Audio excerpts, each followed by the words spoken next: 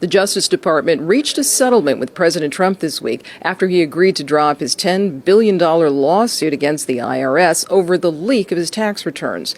Part of the settlement includes a nearly $1.8 billion quote, anti-weaponization fund. NPR's Tom Dreisbach reports the administration says it will consider giving a portion of those funds to January 6th defendants. Trump administration officials say people who believe the government was weaponized against them should apply for taxpayer-funded restitution through the Justice Department's upcoming anti-weaponization fund. And officials would not rule out making payments to Trump supporters who violently assaulted police during the January 6th attack on the Capitol. Vice President J.D. Vance told reporters they would evaluate applications on a case-by-case basis. We're trying to compensate people where the book was thrown at them, they were mistreated by the legal system. Democrats have condemned the initiative, calling it a slush fund for Trump's allies. Meanwhile, NPR's Eric McDaniel reports constitutional scholars are also questioning the legality of the move. It's Article 1, Section 9 of the U.S. Constitution. Congress gets to decide how money is allocated. But President Trump just set up an almost $2 billion fund to give money to people he says have been subjected to a politicized Justice Department.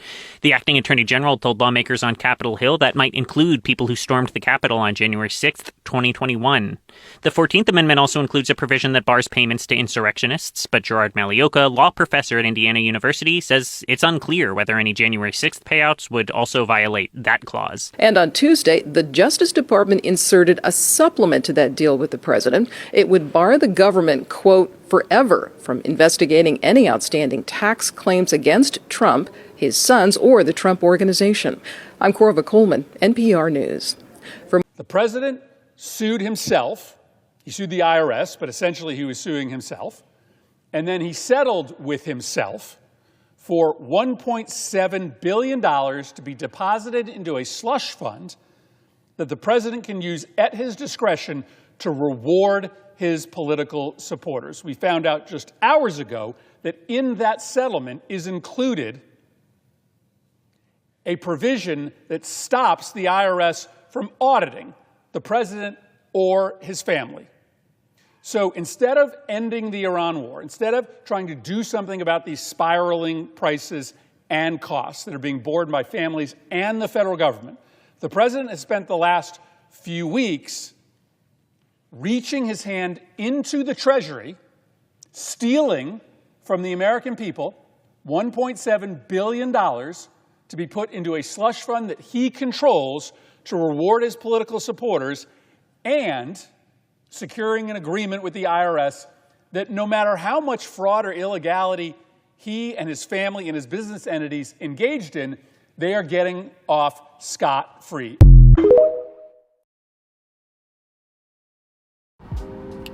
All right, Shalom.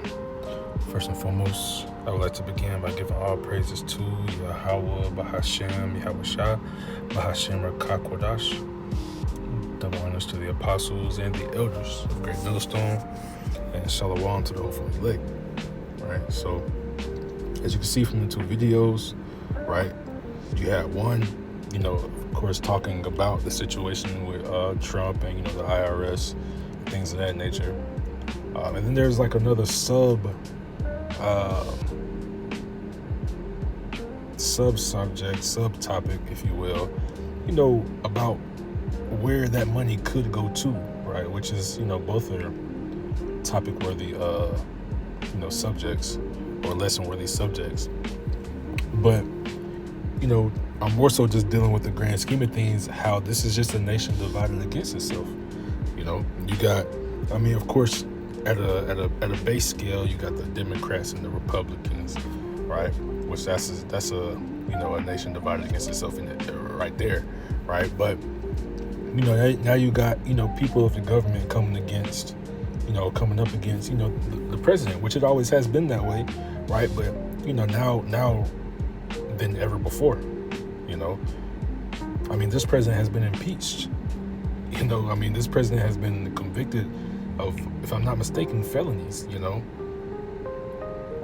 So it just shows you, how Nero, which is who Trump is, he's that wicked, quote unquote, king, that's him, the king of Babylon, You know, and he's going to usher in the end of this place, World War III, so on and so forth. He's going to usher in, you know, all of these types of things, you know. I mean, we wouldn't be surprised if, you know, he tries to break the rules and goes for another term. Who knows, right? But again, this is a nation divided against itself, right? And right there, we'll start with Matthew 12 and 25. It says, and Yahushua knew their thoughts and said to them, every kingdom divided against itself is brought to desolation, and every city or house divided against itself shall not stand, right? It can't. It's not going to happen. That's the same way that Yahushua talks about how, you know, if you can't love, you know, Yahweh Bashem Yahushua and the world at the same time, because you're going to love one and hate the other. You can't be divided, right? That's why this is it's one body, right? When it comes to, you know, this truth. That's why it has to be one body, because if there's different doctrines, if there's people who are teaching things contrary to the other, it does not work, you know? It creates confusion, and we know Yahweh Bashem Yahushua is not the author of confusion, right? That's what Babylon means. Babel, confusion, right? And that's all this place is, man. It's just a big melting pot, like they say, you know, because, you know, America calls themselves the melting pot because they allow, you know, lots of different cultures and beliefs and religions and you know, theologies and ethnic groups, so on and so forth. They allow everybody to be here, you know, but it's just a big pot of confusion, right? And then the other topic, you know, which I can shortly hit on, you know, how, you know, in the video, I think it's Vance, I think it's his name, but he said, you know, a lot of that money could go to those January 6ers, right? And it's going to be a case-by-case basis on people that, you know, had the book thrown at them unnecessarily. But when have they ever went case by case and tried to give reparations back to the Jakes who have been thrown into jails for very small things and things of that nature? They don't, again, that just shows whose kingdom this is, man. They're not worried about Jake who's been wronged or anything like that, which, I mean, of course we know it's all about, you know, at the end of the day, it's all judgment, right? Because Jake has went off. That's why we're in the land of our captivity. That's why we have to go through the things that we went through. But nonetheless, or that doesn't make the wrongdoings of Esau Edom any more or any less wicked, right? They don't care about, you know, fixing the problems of Jake's. Or like they said in the video, you know, you got the situation, you know, overseas, but they're not, you know, they rather spend the money for the January 6ers who raided the Capitol building than, you know, fix all the other problems. You know, it just shows the priorities they're all fucked up when it comes to Babylon, man. But it's all confusion. It's all confusion at the end of the day, right? But this place is going to be destroyed, man, because everybody's going to come up against it. Everybody's going to see, like I said, it's divided against itself. So if it's divided against itself, then you know for sure all the other nations see or can call bullshit when it comes to America, you know.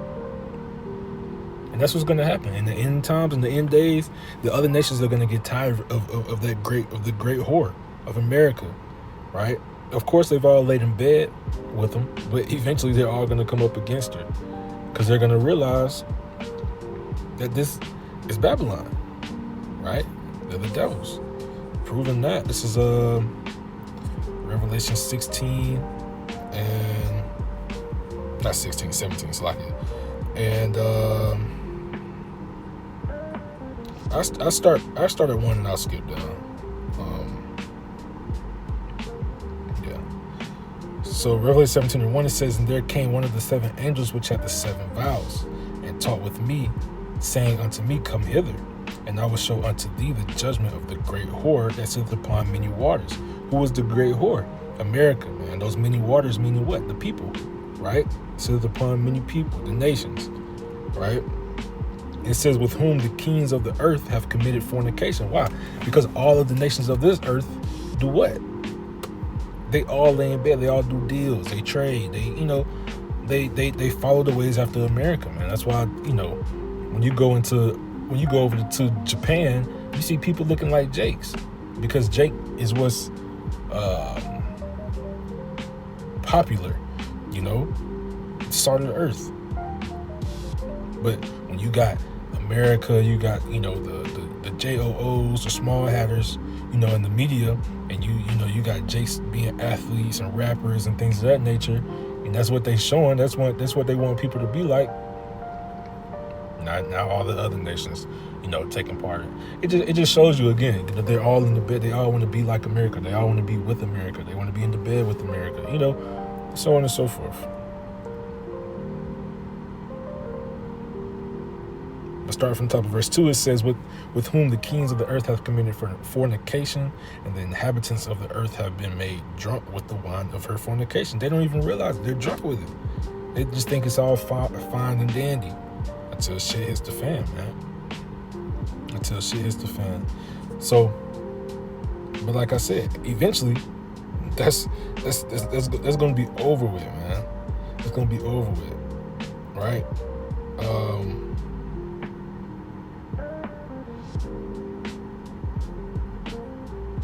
Where I want to start at?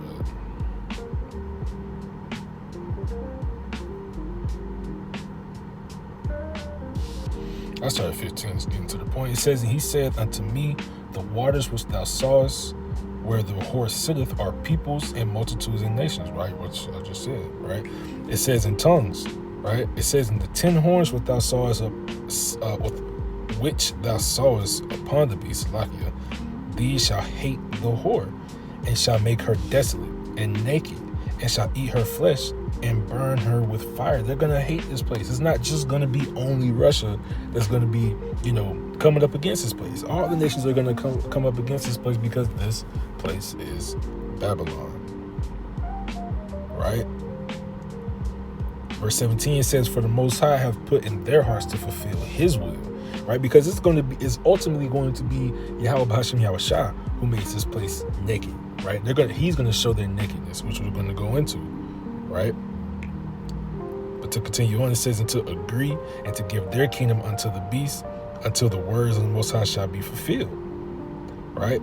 And I guess I can just finish it off. It says, and the woman which thou sawest is that great city which reigneth over the kings of the earth. That great city, again, being Babylon, spiritually Sodom and Egypt. Right?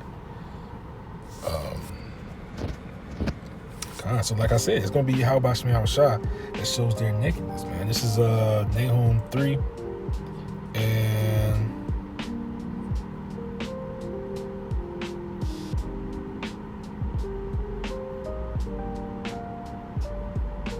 I started 1. It says, woe unto the bloody city. It is full of lies and robbery. The prey departeth not. The noise of a whip and the noise of the rattling of the wheels and the prancing horses and of the jumping chariots. The horseman lifteth up and brought the bright sword and the glittering spear. And there is a multitude of slain and a great number of carcasses. And there is none end of their corpses. They stumble upon their corpses. Because of the multitude of the whoredoms of the well-favored harlot, and the mistress of witchcrafts that selleth nations through her whoredoms, and families through her witchcrafts, behold, I am against thee, saith the Lord of hosts, and I will discover thy skirts upon thy face, and I will show the nations thy nakedness, and the kingdoms thy shame. Now, who do we think this is referring to? Who is the enemy of Yahweh Hashem Yahushua? Who did Yahweh Hashem Yahushua write a whole book dedicated to the destruction of them? Esau Edom, man. Esau Edom. He's going to show their nakedness, man. He's gonna have this place destroyed. This is Isaiah 47. And I'll just get to I'll start at verse 1 on again. It says, "Come down and sit in the dust, O virgin daughter of Babylon. Sit on the ground. There is no throne. O daughter of the Chaldeans, for thou shalt no more be called tender and delicate. Take the millstones and grind meal. Uncover thy locks. Make bare the leg. Uncover the thigh. Pass over the rivers. Thy nakedness shall be uncovered. Yeah, thy shame shall be seen. I will take vengeance, and I will not meet thee as a man." This place is going to be destroyed. This place is going to be desolate. You understand? Those nuclear missiles, right? This place, I mean, I guess we can go into it a little bit, right? Book of Joel, chapter 2, if I'm not mistaken.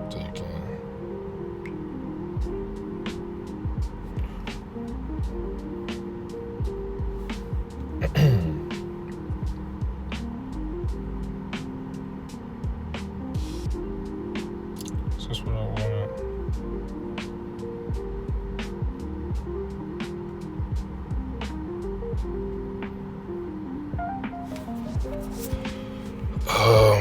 Slovakia.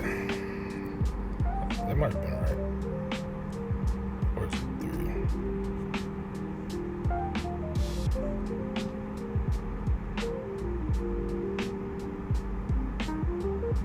Oh, God. Read through. We'll get straight to the point. This is Joel 3. And let's get you straight to the point. Verse 19. It says, "Egypt shall be a desolation, and Edom shall be a desolate wilderness, for the violence against the children of Judah, because they have shed innocent blood in their land." What nation this day has shed countless of innocent blood? America, man. It's spiritually Edom and spiritually Egypt and Sodom. Sodom and Gomorrah spiritually. Babylon, the daughter of Babylon. Like I said earlier, the daughter of Babylon. It's this place, man. America. And again, we're still here in captivity. Judah, along with the rest of the Jews and the Israelites are all here. This is the main place of the Israelites, which is why again, this place has to be destroyed, along with the current land of Israel, because they have tainted it, right? They took the land of Yahweh Shem Yahushua, and they got to be punished for that also, right? But I don't want to ramble too much, so we'll end it right there. But again, at the end of the day, this is a nation divided against itself, man. It cannot stand, right? You got Trump being wicked, finessing, like they say, wiggling and finagling, with the money. But that's what happens. This place is a greedy place, right? But like the scriptures tell you, in that day, like I think it's in the book of Job, they're gonna cast their gold and their silver out in the streets, but it's not gonna help them. There's nothing that you can do for them. So that's cool. He can get rich in this kingdom, but at the end of the day, he gonna be a slave in the kingdom of heaven, man. Along with the rest of you Edomites.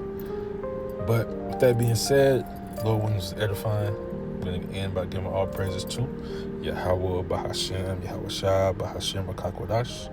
Double honors to the apostles and the elders of Great Millstone. Shalom to the hopefully elect.